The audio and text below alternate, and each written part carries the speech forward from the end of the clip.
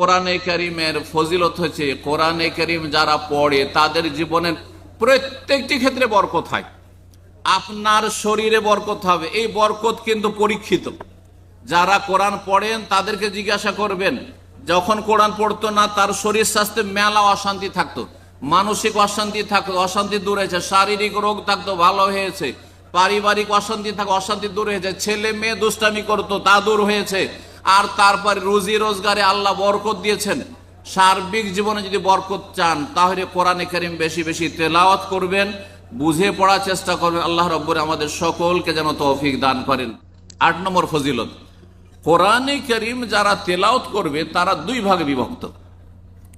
এক রকম যারা আল মাহির বিল কোরআন, হাদিসে আছে, মানে কোরআনে কারীমে খুব পারদর্শী, এক্সপার্ট, একবার কোরআনে কারীমে শুদ্ধ তেলাওয়াত করে, কোরআনে কারীমে পড়ার সাথে সাথে অর্থ বুঝে, কোরআনের আলেমও হাফেজও আর তাজবিদও বুঝে, এমন নয় যে বড় ধরনের ভুল করে।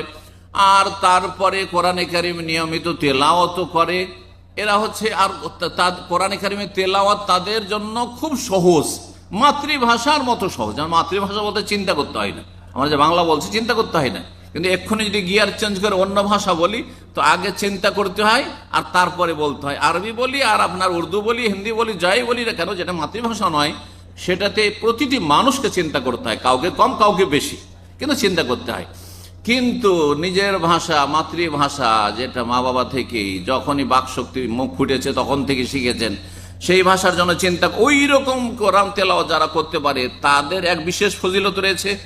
আর এক শ্রেণীর মানুষ কোরআন কোন রকম করে কষ্ট করে শিখেছে, বড় হয়ে শিখেছে, আর তারপরে কোরআন তার মাতৃভাষা নয়, আরবি মাতৃভাষা নয়, অনারব, যার ফলে কোরআন পড়ার তাদের জন্য জটিল। আর বয়স হওয়ার পরে, সাবালক হওয়ার পরে যদি কোরআন শিখে তা আরো মুশকিল, জিবা উল্টে না, জিবা উল্টে না, জিম আর জাল আর জা আর দ এসবের, আর দ এসবের পার্থক্য করা বড়ই কঠিন।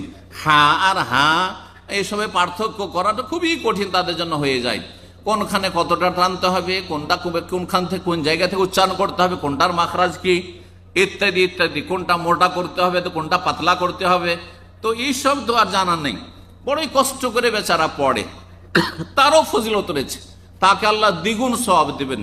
এই মর্মে হাদিস সহিহ বুখারী মুসলিমে রয়েছে। মা আয়েশা রাদিয়াল্লাহু তাআলা বর্ণনা করছেন, বলছেন যে রাসূলুল্লাহ সাল্লাল্লাহু আলাইহি ওয়াসাল্লাম বলেছেন, আল মাহিরু বিল কোরআন মা সাফারাতিল কিরামিল বারারা, যারা কোরআনে কারীমের পণ্ডিত, পারদর্শী, কোরআনে কারীমের সব দিকের পণ্ডিত, কোরআনে কারীম যেমন তেলাওয়াত, যেমন তার আপনার মুখস্থ, তার চাইতে ভালো সে কোরআন বুঝে, অর্থ বুঝে, আল্লাহর এক একটি কথা বুঝে যে আল্লাহ কি বললেন এবং আমাকে কি করতে হবে, কি করতে হবে না, কি করণীয়, কি বর্জনীয়, কোনটা আমার জন্য ঠিক, কোনটা ভুল।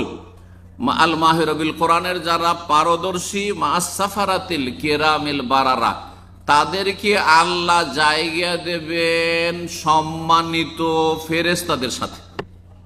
আল কিরাম যারা সম্মানিত, আল বারারা যারা নেক, যাদের দ্বারা গুনাহ হয় না, জিবরাইল, মিকাইল, ইসরাফিল ফেরেশতা দ্বারা কোনো গুনাহ হয়, তাদের মধ্যে পাপের কোনো ক্ষমতা নেই, তাদের সাথে আল্লাহ তাদেরকে ভিআইপি হিসাবে জায়গা দেবেন যারা কোরআনের, যারা পারদর্শী পণ্ডিত।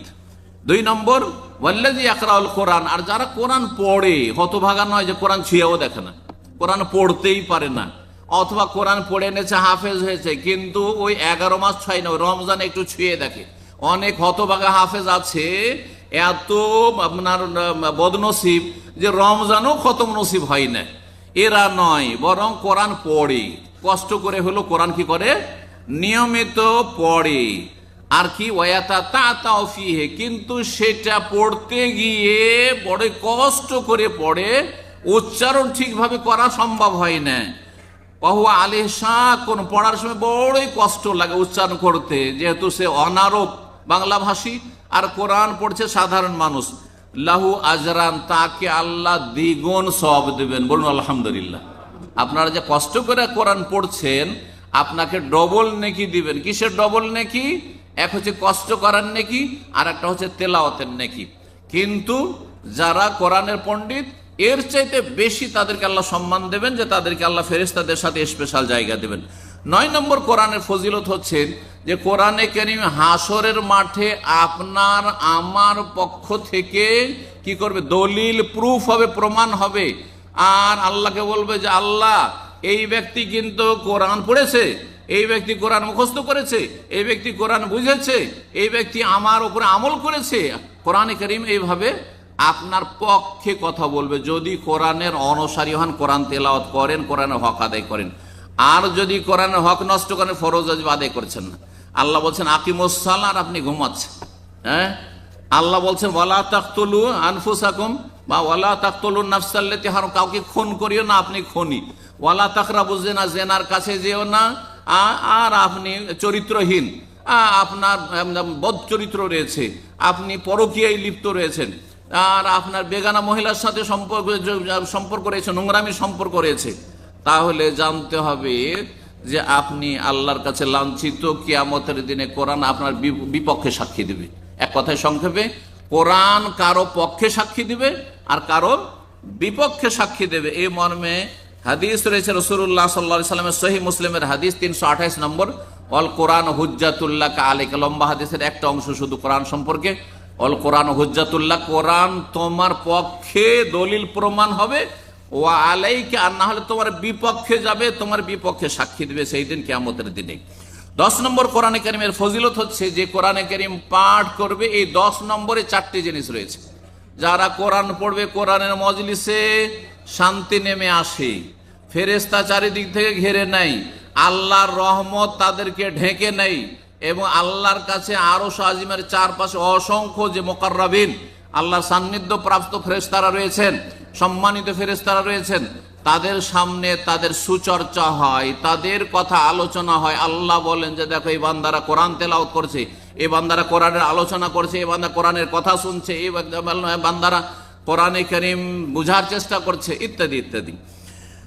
এই মর্মে রাসূলুল্লাহ সাল্লাল্লাহু আলাইহি ওয়াসাল্লাম হাদিস সহিহ মুসলিমে রয়েছে, মাজতামা কাউন ফি বাইতি মিন বাইতুল্লাহ, কোন ঘরে জমা হয়ে গেছেন, তাঁবুতে, এই যে টেন্টে জমা হয়েছেন, অথবা কোনো মসজিদে, নিজের বাড়িতে, ইয়াতলুনা কিতাব আল্লাহ, যদি আল্লাহর কিতাব তেলাওয়াত করে, ইয়াতাদারাসুনা, কেউ শিখে কেউ শিখায়, ইল্লা নাযালাত আলাইহিmus সাকিনা, শান্তি নেমে আসে, ওয়া হাফাতুহুল মালায়েকা, ফেরেশতা ঘিরে নেয়, ওয়া গাশিয়াতুহুর রহমত, আল্লাহর রহমত তাদেরকে চারিদিক থেকে ঢেকে নেয়, তাদের কোনো অশান্তি থাকে না, আর শান্তি নেমে আসে আল্লাহর পক্ষ থেকে। ওয়া যাকারাহুমুল্লাহু ফিমান ইনদাহু, আল্লাহর কাছে আরো সব চারপাশে অসংখ্য মালায়েকা ফেরেশতা রয়েছেন, সেখানে তাদের আল্লাহ রাব্বুল আলামিন চর্চা করেন যে দেখো এই বান্দারা কি করছে, দেখো কিসের আশাই করছে। বা ফেরেশতারা বলে আল্লাহ এরা জান্নাত চায়, জাহান্নাম থেকে বাঁচতে চায়। আল্লাহ তখন বলেন উশহিদুকুম, সহিহ বুখারী হাদিস, তোমাদেরকে সাক্ষী রাখছি, এদেরকে আমি মাফ করে দিলাম, এদেরকে জান্নাতি বলে ঘোষণা করে দিলাম। আল্লাহ রাব্বুল আমাদেরকে সেই দলে যেন শামিল হওয়ার তৌফিক দান করেন। তারপরে 11 নম্বরে বলি, কোরআনে কারীম যদি পড়েন বা পড়ান, হয় কোরআনের শিক্ষক হন, ভালো জানলে কাউকে শিখান, আর না হলে কমপক্ষে সারা জীবন পড়তে থাকেন, শিখতে থাকেন, তাহলে আপনি সবচেয়ে ভালো মানুষ। এই মর্মে হাদিস সহিহ বুখারীতে রয়েছে, উসমান রাদিয়াল্লাহু তাআলা আনহু বর্ণনা করেছে, খায়রুকুম মান তাআল্লামাল কোরআন ওয়া আল্লামা, তোমাদের মধ্যে সবচেয়ে ভালো মানুষ, সবচেয়ে উৎকৃষ্ট যে কোরআন শিখে অথবা শিখায়। আল্লাহ যেন তাদের দলে শামিল হওয়ার তৌফিক দান করেন। 12 নম্বর কোরআনের ফজিলত হচ্ছে, কোরআনে কারীম পড়লে হাসরের মাঠে এবং মরার পরে আপনার আমার আত্মা যে ফেরেশতারা নিয়ে যাবে, সেটা সুগন্ধময় হবে, তাতে কোনো দুর্গন্ধ থাকবে না, এবং আকাশে তাকে সসম্মানে নিয়ে যাওয়া হবে। এই মর্মে রাসূলুল্লাহ সাল্লাল্লাহু আলাইহি ওয়াসাল্লাম হাদিস রয়েছে, যেই ব্যক্তি মুমিন ব্যক্তি কিন্তু সেই ব্যক্তি মুমিন হওয়ার সাথে সাথে ইকরাউল কোরআন পড়ে, সে হচ্ছে লেবুর মতো, যাতে ঘ্রাণও রয়েছে আর স্বাদও ভালো রয়েছে। 13 নম্বর ফজিলত হচ্ছে, কোরআনে কারীম পড়লে শয়তান সেখানে বাস করতে পারে না। বাড়িতে সকাল বিকাল যদি কিছু সময় কোরআন পড়েন, 10টা 5টা আয়াত পড়েন, তাহলে আপনার বাড়িতে শয়তান থাকবে। বিশেষ করে সূরা বাকারা যদি পড়েন, আপনার বাড়িতে শয়তান আস্থানা গাড়তে পারবে না, বসবাস করতে পারবে না, কারো ক্ষতি করতে পারবে না, আর আপনার ওপর, আপনার পরিবার, ছেলে মেয়ের উপর জাদু কাজ করবে না। এই বিষয়ে সহিহ মুসলিমের হাদিস রয়েছে, ইন্না শাইতানা ইয়ানফিরু মিনাল বাইতিল্লাযী ইউকরা ফীহি সূরাতুল বাকারা, যেই বাড়িতে সূরা বাকারার তেলাওয়াত হয় সেই বাড়ি থেকে শয়তান পলায়ন করে। ওয়ালা ইয়াস্তাতিউ আল বাতালা, অন্য রিওয়ায়াতে রয়েছে যে আর জাদুকররা যারা জাদুটোনা করে, দেশি ভাষায় দোয়া তাবিজের শিরকি কুফরি করে, আর আপনাকে বান মারে ক্ষতি করে, তারা কোনো ক্ষতি করতে পারবে না। 14 নম্বর ফজিলত, যারা কোরআনে কারীম পড়বে তারা ভাগ্যবান, আর যারা কোরআনে কারীম পড়ে না তারা হতভাগা। এই মর্মে সূরা তাহার আয়াত নম্বর 24 আল্লাহ বলছে ওমান আ'রাদা আন যিকরি, যারা কোরআনে কারীমের উপদেশ থেকে মুখ ফিরিয়ে নেবে, এড়িয়ে যাবে, উপেক্ষা করবে, ফাইন্না লাহু মাইশাতান যানকা, তাদের জীবনটা হচ্ছে অশান্তির জীবন, তাদের জীবন হচ্ছে অশান্তির জীবন। ওয়া নাহশুরুহু ইয়াওমাল কিয়ামাতি আমা, এবং কিয়ামতের দিন তাদেরকে আল্লাহ অন্ধ করে নিয়ে আসবেন যারা কোরআনের জীবন গড়েনি, কোরআনের ফরজ ওয়াজিব আদায় করেনি, 5 ওয়াক্ত নামাজ পড়েনি, হালাল হারাম বেছে চলেনি, এবং কোরআনে কারীমে যেগুলো বিশ্বাসের বিষয়, ইমানের বিষয়গুলোর প্রতি ইমান নিয়ে আসেনি, তাদের জীবনটা বড়ই অশান্তির জীবন। পক্ষান্তরে যারা কোরআন